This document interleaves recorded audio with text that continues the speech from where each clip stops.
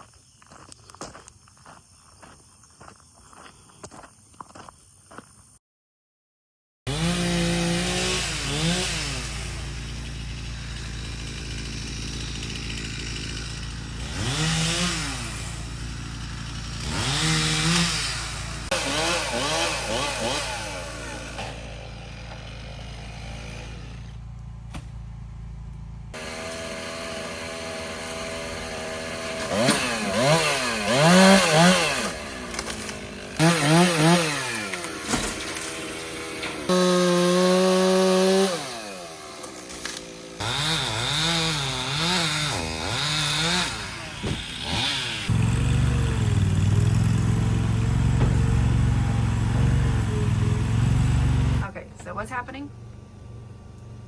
Oh, he's gonna. How far down is it gonna cut the tree? Well, the tree's on a V shape, and it comes down, but it's one tree, but it's split. You know, it's one. So how far down is he gonna cut it? Down to the crutch. To the what? To the crutch. Crotch? Is that what you said? I told him down to the crutch. That way, if I'm using the zero-turn lawnmower, I'm not gonna hit a stump. So. But he didn't call it a crotch. He said down to the dirt. Down to the. He called it the middle dirt. Okay. That's fine. I don't call it the middle. I call it a crutch because it looks like 2 legs and a crutch. Okay, all right. This is a G video. Well, they came this morning. They were here at 8:30, and they worked all day. They left about 2:30, I think, to cut down one tree, and they mulched it and carried off all the logs. And then we had them also mulch that tree that my son and I had cut down and left in the front, so we had them do. Look, we got ice cream cones growing out of the ground. The calm before the storm. We're supposed to get some nasty rain. Look at that. It might mean we can't start painting tomorrow. And it's super calm. There's like no wind. It's gonna rain. See that? You're so insightful. See that white line on that cloud like that? Those clouds are layered in a way that one is going through the top and they're crisscrossing like this. The wind is blowing in one direction and the other one like that. It's going to create a storm. You think it's going to be a tornado? No, but it's how we're going to start getting like lightning strikes and yeah, I don't know. I'm just making it up. You're so full of it. Right here. He had me believing his storm prediction. This is my boy, Max, my Malinois. We've been out all day, and the dogs stay in the trailer when we're gone, and we know that it won't be a long time. But we went out and did our errands today, and we come back to the squirrels. So this is where we keep our dog food. I guess on top of there is a bunch of squirrel piss, now that I think about it. But so, you know, the little pressure valve that they have, because these are very secure coolers, or very airtight coolers. So they already chewed that. So I put a piece of tape over it. But look what we came home to. Look at this. Those freaking squirrels. There's another hole back here, Gume.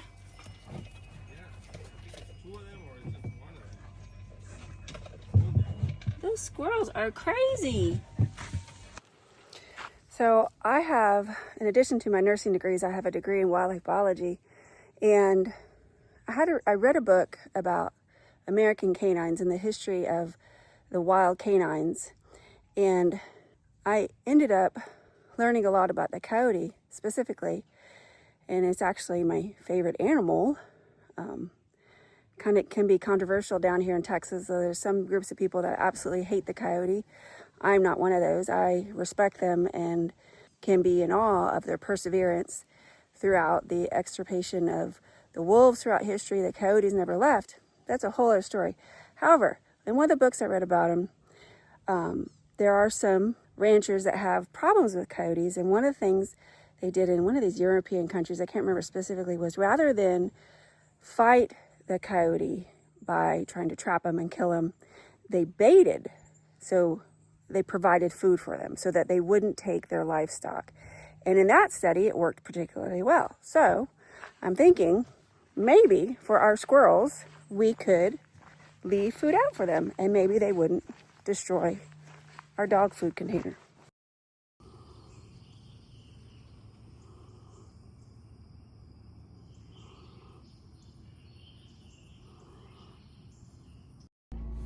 This is a golden hammy.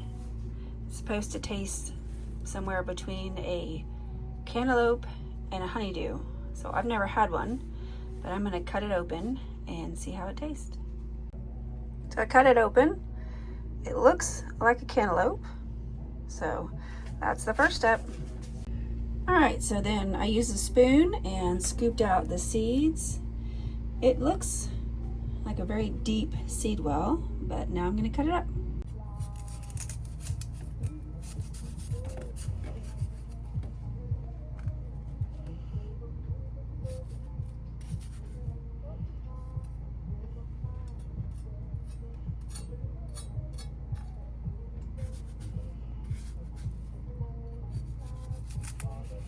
So I'm gonna try this hammy melon.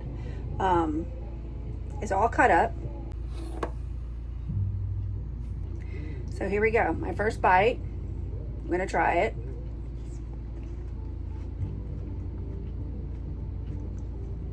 Wow, that is really good. Nice, crisp, kind of a solid melon. It's not mushy, and it has that sweetness from the honeydew, but the great flavor from a cantaloupe. So definitely recommend a hammy melon. Well, today is the big day. We are going to start painting the exterior of our house. So here we go. First thing I gotta do is get the paint and get set up so we can start painting.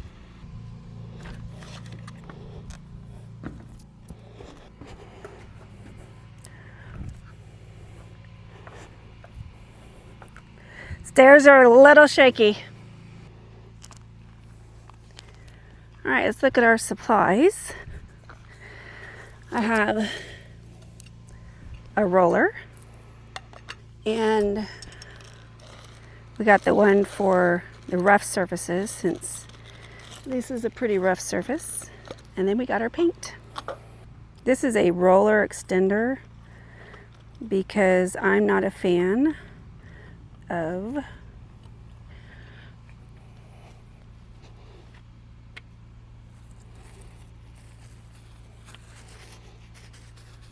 getting on a ladder.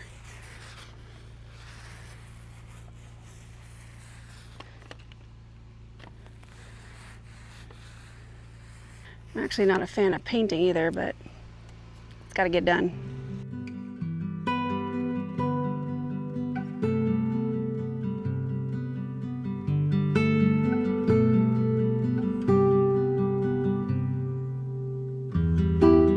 Well, that is 1 gallon of paint.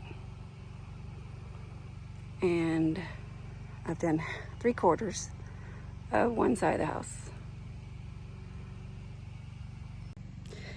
We actually got less than 2/10 of an inch of rain last night with this little cold front that blew in. Not really cold, but I definitely can tell there's a change in the air. South Texas stays hot till September, beginning of October. We've had a couple of Halloweens that were really cold, but it's still hot. I mean, we're just dripping in sweat because it's humid also, but you can feel a little difference in the air from this little cold front that came on.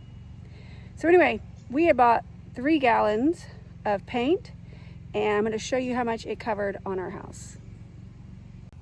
So I started on this side of the house. This is I guess it would be the northeast side of the house. You go by actual direction. So I didn't get all the way to the roof, just because I couldn't reach by standing. And then, so I got all that side. This is actually the north side of our house, even though it's technically the back door. So we got all of that. And then, got a stick stabbed me in the foot.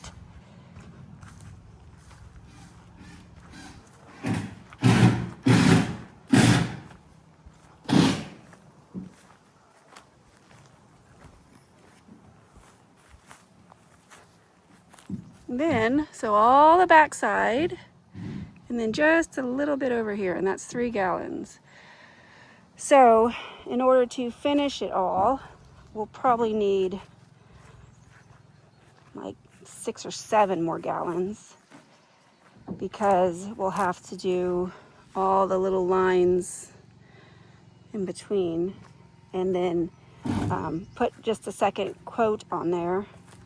Not nearly as thick as the first coat, because you're trying to cover with that first coat, but a second coat just to get everything covered really well. So that's it.